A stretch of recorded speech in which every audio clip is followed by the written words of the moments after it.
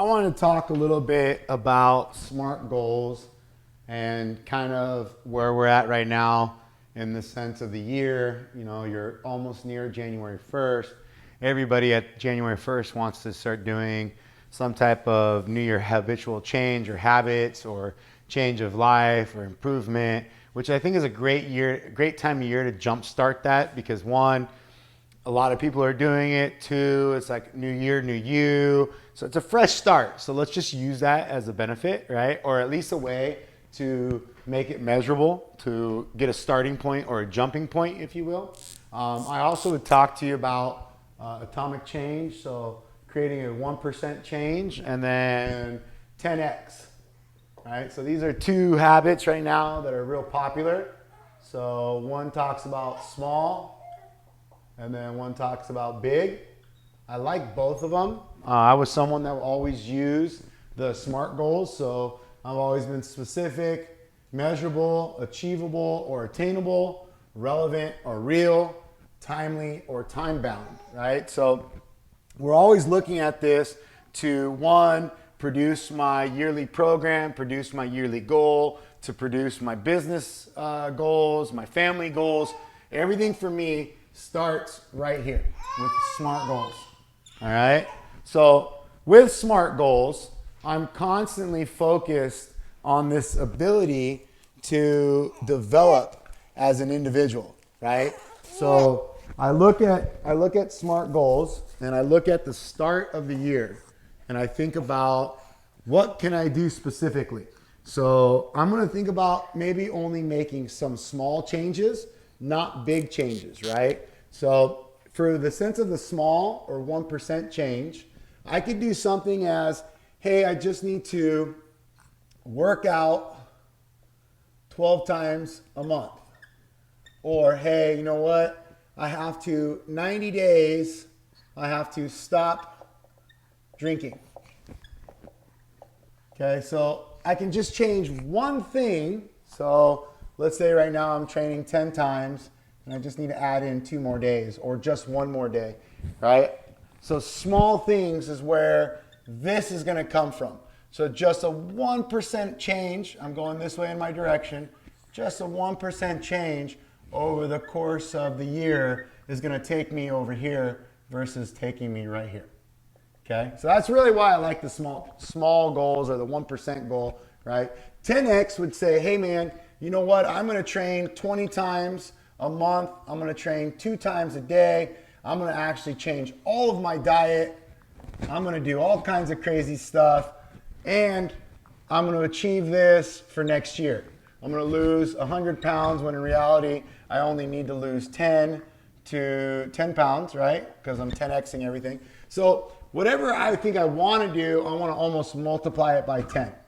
So if I'm saying, hey, I want to train 12 times in a month, technically I want to train 120 times in 1 month. So that's when we're looking at these 3 things: SMART goals, 1% change or atomic habits, or 10xing things.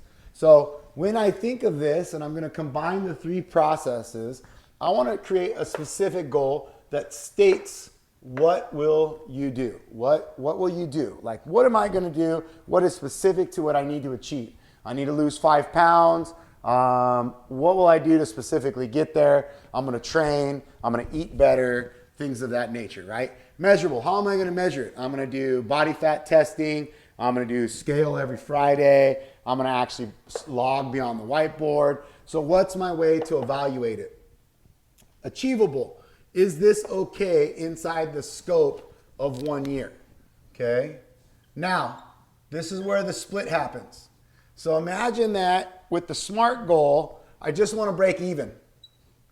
With the 1% goal, I want to make 1 month or very small change over the course of the year. All right, I would just think of it as a micro goal, And then the 10x would be like a macro goal, right? So micro, macro, and then this is over the course of 10 years, I will achieve this.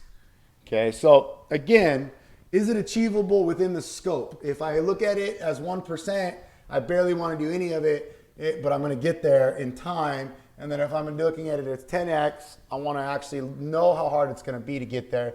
And then I'm going to try to get there in that time. So something that I really like about this 10x is that it tells me, hey man, if I want to lose 2 pounds a month over the course of 1 year, that's 24 pounds.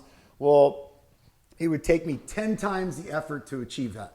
So if I think that it would require me to weigh and measure my food, if it would require me to train 16 times a month, if it requires me to do a lot, I need to do 10 times of that to achieve my goal. So that's almost the same thing as saying like, hey man, how long has it taken you to gain that weight? Or how long have you been out of shape? So people say 1 year, 2 years, 3 years, 5 years.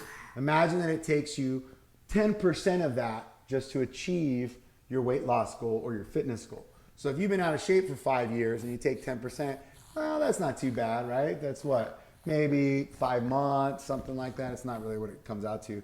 Let's say half a year, 1 year, right? So it's just a way of kind of looking at the broad scope thing.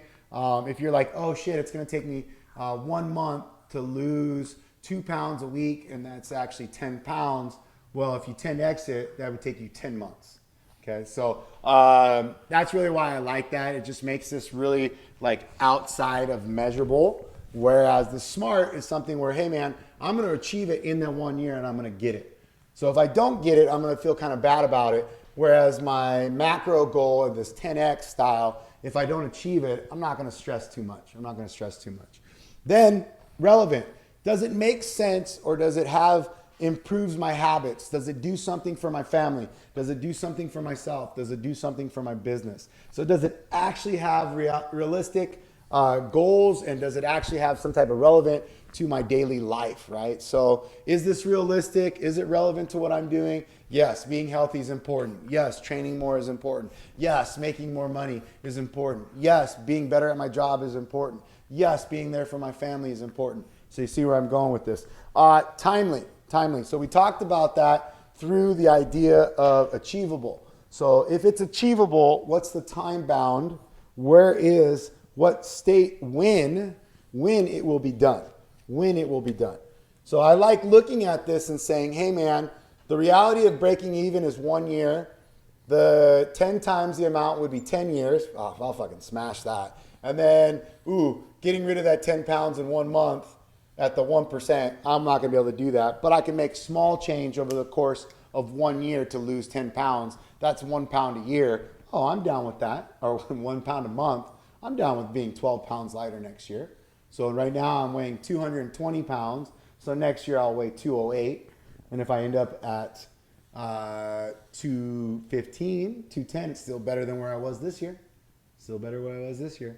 So again, looking at SMART goals and then being able to put them into a 10 times the amount or 1%, and then achieving this thing over the course of the next year is crucial. And I would start evaluating myself right now. Like, what is my goal next year? Do I want to focus on my family? Do I want to focus on myself? Do I want to focus on my business? Do I want to focus on my spirituality? And where is the bandwidth going to go? How much effort into it? I can't put 100% into all 4 of those, but I can put 30% into this, 20% into that, 10% into this, and then the rest into this. All right? Sorry about the dude.